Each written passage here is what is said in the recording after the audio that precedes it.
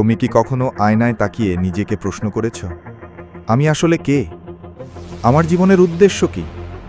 হয়তো জীবন তোমাকে এমন জায়গায় এনে দাঁড় করিয়েছে যেখানে তোমার সব স্বপ্ন ভেঙে চুরমার হয়ে গেছে। তুমি চেষ্টা করেছ, কিন্তু ফল পাওনি। বিশ্বাস করেছিলে, কিন্তু বারবার ধোঁকা খেয়েছ।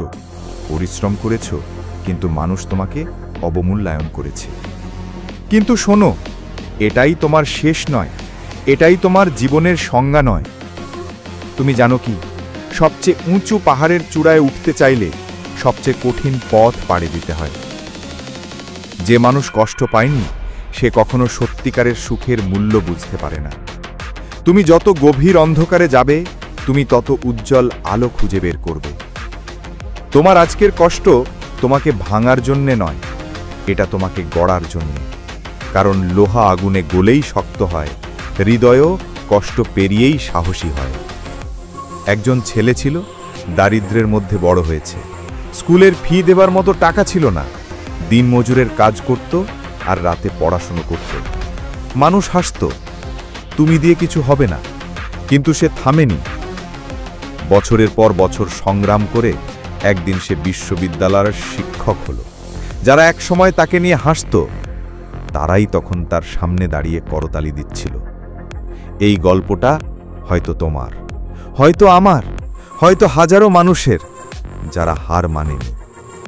তুমি কি জানো, তোমার ভেতরে এমন শক্তি আছে যা পাহাড়ও নড়াতে পারে। কিন্তু সেই শক্তি তখনই কাজ করবে যখন তুমি নিজের উপর বিশ্বাস রাখবে। তুমি যদি মনে করো আমি পারবো না, তাহলে তুমি ঠিকই বলছো, তুমি পারবে না। কিন্তু যদি তুমি একবার বলো আমি পারবো, তাহলে তোমাকে থামানোর মতো শক্তি এই পৃথিবীতে নেই। জীবন তোমাকে কখনো ফুলের বিছানা দেবে না, বরং কাঁটা ভরা রাস্তা দেবে। কারণ কাঁটা ছাড়া গোলাপ পাওয়া যায় না। একজন বৃদ্ধ কাঠমিস্ত্রি ছিল। জীবনের শেষ প্রজেক্টে সে খুব সুন্দর একটা বাড়ি বানালো। বাড়ি শেষ হবার পর মালিক তাকে বলল, এটাই তোমার উপহার, তোমার নিজের বাড়ি।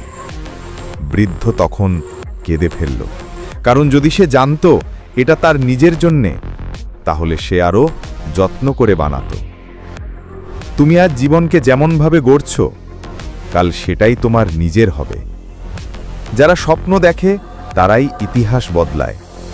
ব্যর্থতা হলো সাফল্যের দাম। কেউ তোমাকে সুযোগ দেবে না, সুযোগ তৈরি করতে হবে। হাজারো মানুষের হাসির চেয়ে নিজের সন্তুষ্টি বেশি মূল্যবান। আজ যদি তুমি হাল ছেড়ে দাও, তাহলে কাল তুমি নিজেকেই ক্ষমা করতে পারবে না। আজ যদি তুমি পরিশ্রম করো, কাল তুমি নিজেকেই ধন্যবাদ দেবে। যারা তোমাকে অপমান করেছে, তাদের সামনে প্রমাণ করে দাও তুমি ব্যর্থতার গল্প নয়, তুমি সাফল্যের উদাহরণ। তুমি গরিব জন্ম নিতে পারো, কিন্তু হেরে জন্ম নিতে পারো না। তুমি একবার সিদ্ধান্ত নিলে তুমি অপ্রতিরোধ্য হয়ে যাবে। একদিন যখন তুমি সাফল্যের শীর্ষে দাঁড়াবে, তুমি ফিরে তাকিয়ে দেখবে এই কষ্ট, এই চোখের পানি সবই ছিল তোমাকে সেই জায়গায় পৌঁছে দেওয়ার পথ। তখন তুমি বুঝবে তুমি হেরে যাওনি, তুমি লড়েছ।